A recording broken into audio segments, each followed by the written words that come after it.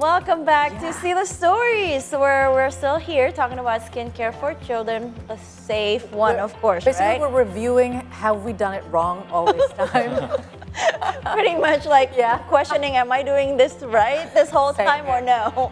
But yeah, we're learning so much here from Doctor. Definitely. So I think we're gonna talk about still about shampoo. Yeah, I remember Alula, you said she was using your shampoo. So what would be the worst scenario, Doctor, if a kid or a child uses products for adults and she's not, or he is not ready for it? What would be the biggest consequences, I would say? Okay, so if perhaps some of the symptoms that we can see, if they're using a product that's not suitable for them, if it is a shampoo, then probably hair loss would be one of them. Right. If it is other skin products, for example, soap or makeup or other things that's similar, perhaps it would be skin irritation, skin rashes, hives, and other symptoms that can irritate their skin, such as itchiness and so on. Okay. All right, so we talked about shampoo, soap, moisturizer, and then also sunscreen. But now my daughter starts, she kind of is curious about makeup, right? And of course, when kids, they just want to put makeup on. So what are the most common skin reaction or health issues that children may experience when using makeup? Because even though they sell like makeup for kids, but you never know. They do have, oh my God, very, very interesting products. Every time we go to the malls or something, the kids, because I have two girls and they're at preteen and teenage age, they would definitely go to this cosmetic shop. But it's kind of scary when talking about kids and makeup because it's their face, right? You want to be very careful. So what are the common skin reactions? Okay, so the first ones that we need to watch out for is if they're having any bumps or redness on the skin, any signs of skin irritation, then we should definitely think of, if they're just starting to use the product and it just appears, we should definitely think of it as one of the potential causes of the symptom. And I would recommend to first stop the use and then try to evaluate if there's any improvement when stopping. And if it remains, then definitely see a doctor to get checked up for that. Other symptoms, I guess, besides redness and bumps would be hives.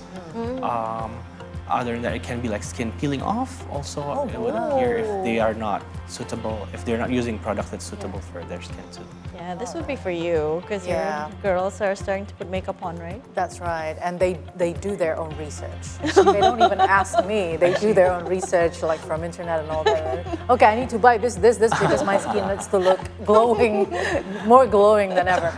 All right, now to wrap up the interview, we will play games, and today Hans will lead the game. So come out, Hans. Right. There he is. Adnani, thank you so much for being here. Thank you for having Thank me. you so much for answering the questions of the mothers. I know, right? This one, I'm glad I don't have any kids, but Well, you have a nephew. oh, I have a nephew, do? but not at the age of 6, asking about makeup and also skincare. But anyway, now we have the game, which is Myth or Fact. So it's actually a tradition in our show.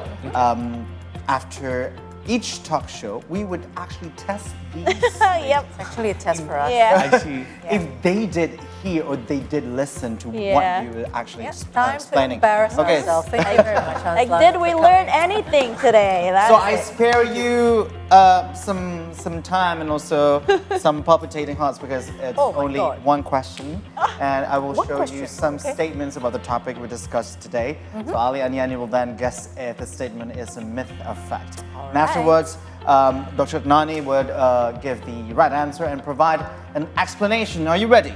Ready. All right. Okay. Now, Let's get into the first statement in the plasma. Okay, myth or fact, babies should be brought out in the sun daily to reduce the possibility of jaundice. Nuh-uh, not anymore. So That's so old school. I'm glad I asked. That actually really need to be answered because this has been very well-known tradition for us here. I think in Asia, or not only in Asia. So, doctor, how is it? Is it myth or fact? Okay, so I would agree this one is a myth because we no longer recommend direct sunlight exposure for babies up to 6 months of age. So if they do appear jaundice, we do recommend them to have more breast milk. Definitely try giving them more milk. And then if it remains after a couple of weeks, definitely go to see a doctor to get checked. So the question is for them who do not have the chance to have breast milk because the mom is not nursing them, would that be okay to give formula? Yes, if it's not possible to give them breast milk, giving other formula milk would also be helpful to reduce the jaundice. So liquid is the answer to that. Yeah. Okay, so just to jot the memories here, what was actually the reason being Having the jaundice. having these myths circulated in our people? I see. So usually it's not entirely a myth, but it is no longer recommended. But giving, like, for example, if neonatals, babies have jaundice, we do phototherapy. So we do blue light therapy for them to reduce the bilirubin levels. Sunlight has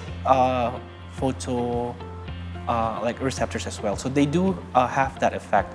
But the ultraviolet radiation that comes from the sunlight is just as harmful for the skin of the babies. So given the harm and the benefit, the harm outweighs the benefit. I have a question though. I have a friend that the baby was jaundice, in the condition of jaundice, and the doctor said the jaundice came from her breast milk. Somehow in the breast milk, it causes the jaundice. So she had to be put in an incubator with some UV light and all that. So does this happen a lot as well? Yeah, so there's many causes of jaundice. Most of it is physiologic, and by physiologic, it means that it's just a natural process. But there are some other causes to jaundice as well. For example, incompatibility in the blood group, or breast milk jaundice, breastfeeding jaundice. Usually, if it's those types of jaundices, then we do recommend phototherapy based on the level of the bilirubin.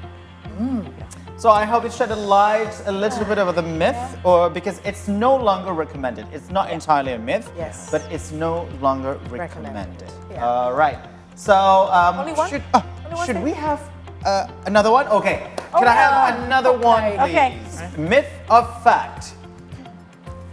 Talc and powder are not recommended for babies and young infants. Oh, I didn't ask. We didn't ask. Just fact. I think not anymore.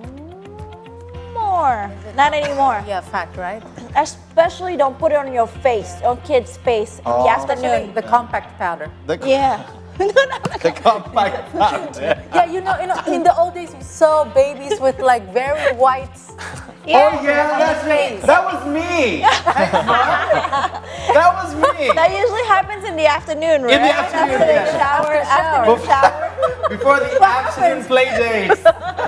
All right, doctor. So, is it a myth or a fact? So this one is the fact, because we no longer recommend using talc and powder.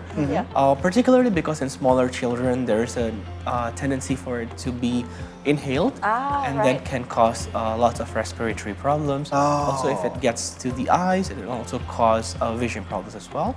So we no longer recommend using powder.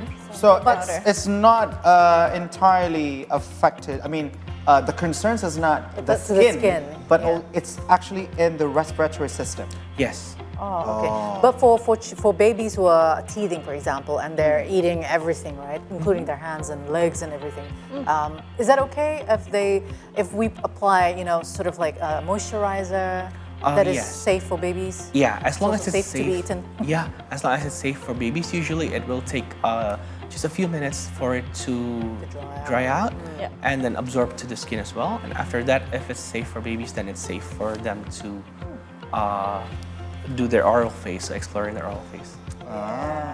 So now you know the answers. If you need to know more about, kids and children, or skincare, do you have any Instagram accounts that actually discuss about this topic, Doctor? Where can we find you? Sure.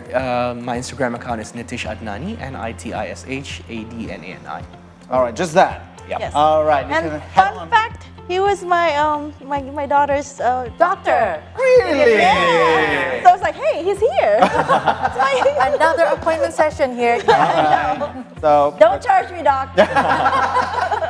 all right, Dr. Adnani, thank you so much right, for being my here. pleasure. And also, let's not be strangers. Come here more often. Yeah, this all is the second time, so we're He'll be back. Okay, you'll be back. familiar to our studio.